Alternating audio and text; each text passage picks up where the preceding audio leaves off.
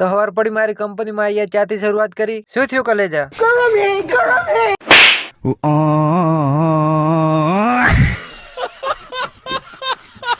એ પછી લાલો જોવા મળે. આ મેગી ખાઈને માર્કેટમાં મૂક્યા હોય એ કોઈ દી છત્રપતિ શિવાજી થોડા થાય ભાઈ.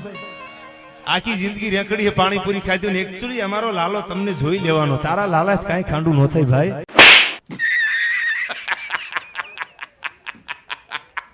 ચા પીને 4 રસ્તા આવતા રહ્યા. અહીંયા તો ગાડી મળી ગઈ. ગાડીમાં બેહીને આવી ગયા. અહીંયા તો એક મંદિર જોવા મળ્યું. તમને ખબર હોય તો કહેજો આમ કોઈ મંદિર છે. અને અહીં તો મીઠાના ઢગલા જોવા મળ્યા. કેતો હતો 5 કિલો મોકલાવ મારા વાલા. અહીંયાથી આગળ ગયો. અહીંયા તો મને અંબાણીના પંખા જોવા મળ્યા. મોટા મોટા પંખા. આપે રહ્યા નાના માણસ એટલે નાના પંખાથી હવા ખાય. એ મોટો માણસ હે એટલે મોટા પંખાથી હવા ખાય. સાચું ને?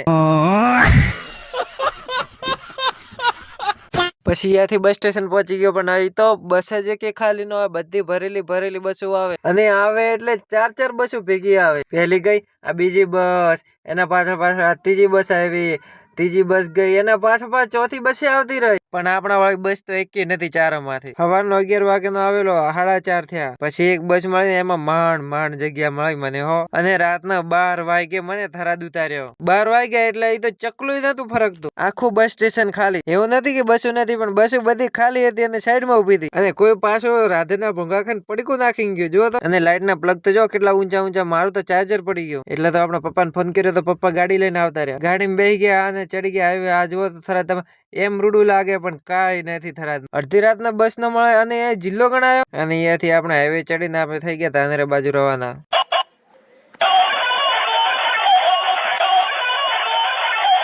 એ તો પછી થાકી હારીને ગામમાં આવતા રહ્યા. જય રામાપીર.